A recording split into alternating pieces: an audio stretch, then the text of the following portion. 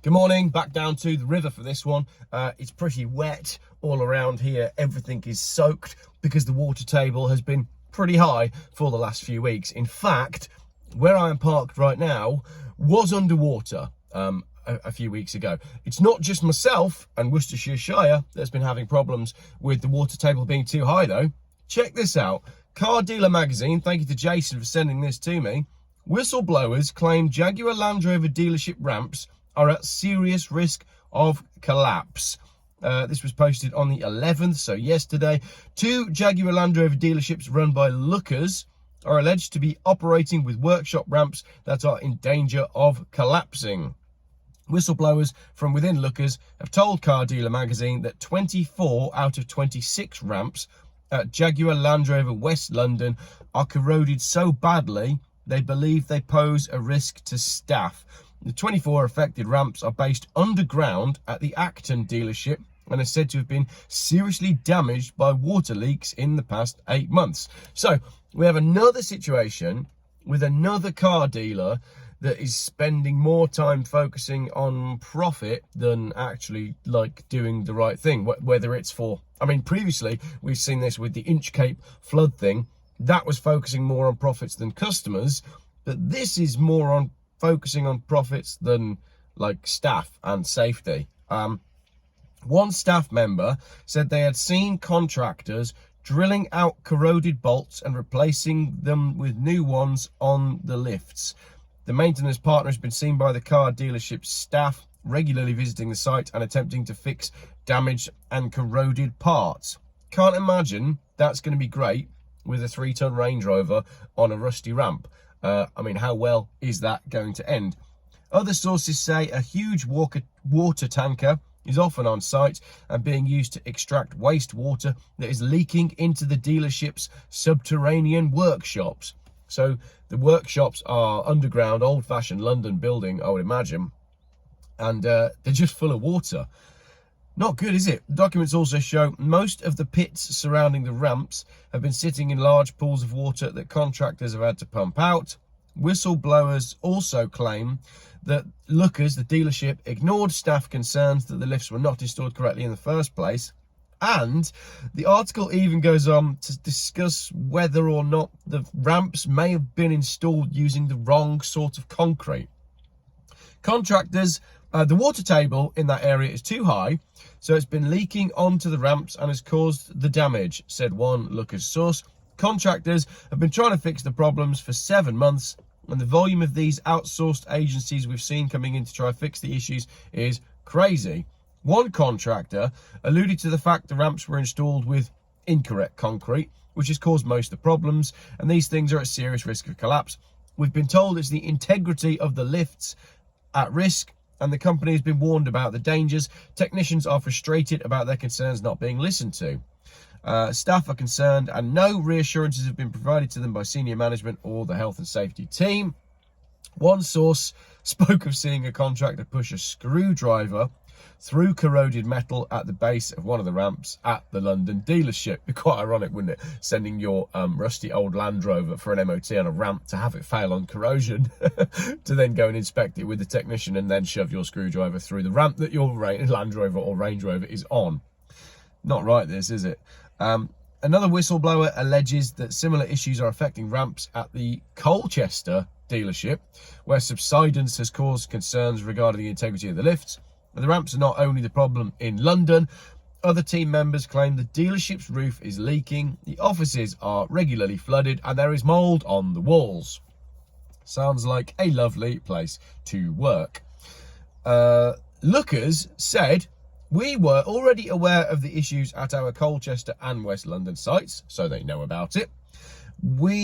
Ensuring safety of our colleagues and our customers is of paramount importance. We're carrying out the necessary remedial actions in a safe and appropriate manner. We have received independent assurance that our lifts have always and continue to comply with safety standards and are safe to operate.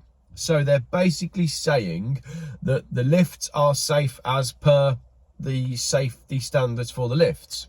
Here's a question though. I wonder when the safety standards for lifts like that were actually sort of written, because It's no secret that cars have got a lot heavier. You're knocking on 3 tons for a Range Rover. When were all the health and safety protocols written, and how heavy were cars at that time? You know, I'm not a weight expert. I don't do weight watchers for cars, but you tell me. I mean, at what point do these cars need like 4 of those arms that come out from each side to lift the car up instead of 2? Because they're that heavy.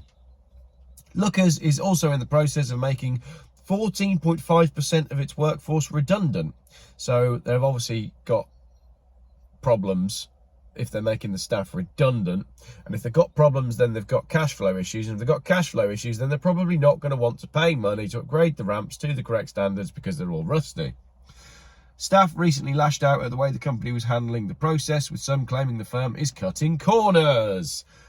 Lookers told Car Dealer the employees' claims about the redundancies were incorrect, and that it was doing all it could to be thorough and sensitive to ensure that all employees have a fair consultation process. Jaguar Land Rover has been contacted for comment about the ramps. So, I mean, like I say, I don't wake up in the morning and think, what video can I make today to try and destroy Jaguar Land Rover? I don't go hunting for this content. It just lands in my inbox. So that's now Inchcape destroying themselves and the brand up in Derbyshire.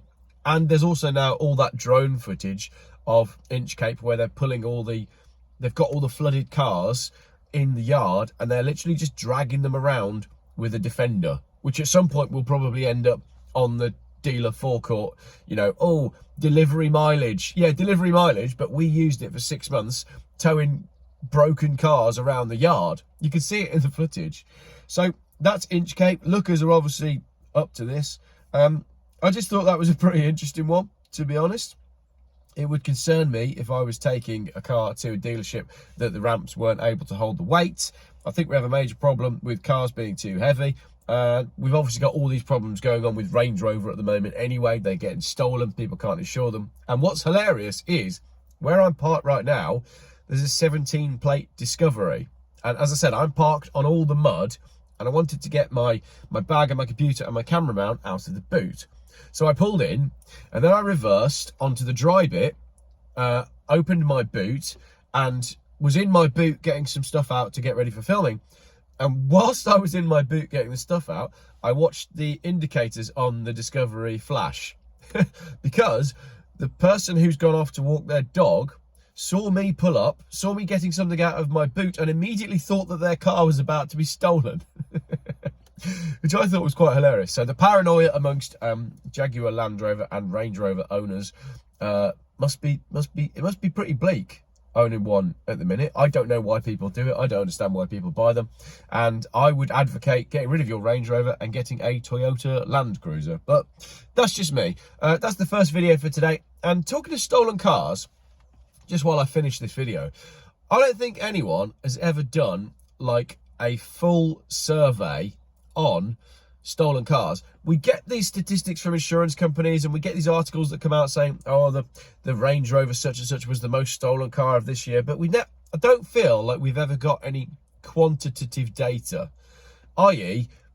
what was the car, where was it stolen, how was it stolen, what did the police say, what did the insurance say, did you get the car back, did you go and replace it with another one from the same brand, and how did it impact you mentally? I don't think that survey has ever been done. So later this afternoon, I'm going to go build the form so people can submit their details. And let's launch the UK's first qualitative, quality over quantity. Let's launch the UK's first stolen car survey data form and find out what's actually going on with car thefts nationwide across all brands. And let's get some qualitative data to put behind the stuff that the insurance companies put out. Because my suspicions are that when your car gets stolen, not a lot is done. Most people are really quite impacted by their car getting stolen, and they then don't go and get another one of that same car. And if their car is recovered, they don't want that car back. That's my suspicions. So let's see if I'm correct when we launch that video. Thank you very much for watching. The links for this article, I'm just going to throw this one up from my phone. The links for this article are in the video description. You can find it in there. Thank you very much for watching. Oh, do click that subscribe button as well, because it does help. River. Later this year, I would like to film a video on that river from a paddleboard. I think that'd be quite cool, wouldn't it? Bit cold at the moment and the river's been a bit high, so the river can be quite unpredictable. So not at the minute, but perhaps we'll do that in the coming weeks. Have a great Friday.